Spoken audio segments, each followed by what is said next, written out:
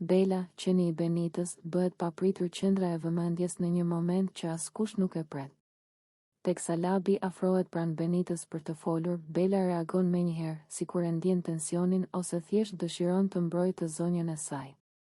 Qeni çohet shpejt nga vendi ku ishte shtrirë dhe me hapa të shpejt i shkon drejt Labit, duke lehur fort dhe me një energji që befason të gjithë. Benita fillimisht shtanget nga reagimi i Belës, ndërsa Labi ndalet në vend, i habitur nga ajo që po ndodh. Bela i afrohet edhe më shumë, duke u përpjekur ta tremb Labin, sikur do ta sulmoj, dhe vazhdon të lejë pa pushim. Situata duket e tensionuar për disa sekonda, sepse askush nuk e pret një reagim kaq të fortë nga qeni. Labi, në vend që të trembet, fillon të qesh. Ai e sheh gjithë skenën si diçka komike dhe bën shaka me situatën, duke thënë se Bela po e mbron Benitën më shumë se kushdo tjetër në shtëpi. E qeshura e tij e ul pak tensionin, por Bela nuk ndalet menjëherë. Qeni vazhdon të qëndrojë pranë Benitës, me syt nga Labi, sikur t'i dërgojë mesazhin se nuk duhet të afrohet më shumë. Benita përpiqet ta qetësojë Belën, duke i folur me zë të butë dhe duke e ledhatuar.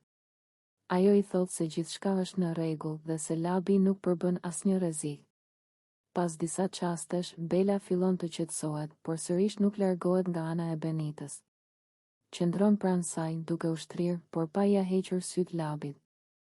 Banorët e tjerë që janë përreth nisin të komentojnë situatën. Disa qeshin, disa të tjerë habiten nga instinkti mbrojtës i Belës.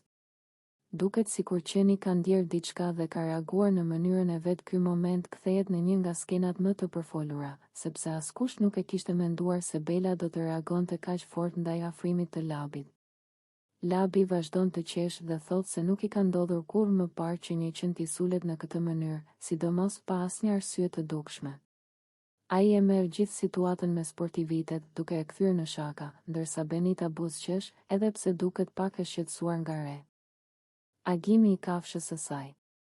Në fund, atmosfera qetësohet plotësisht.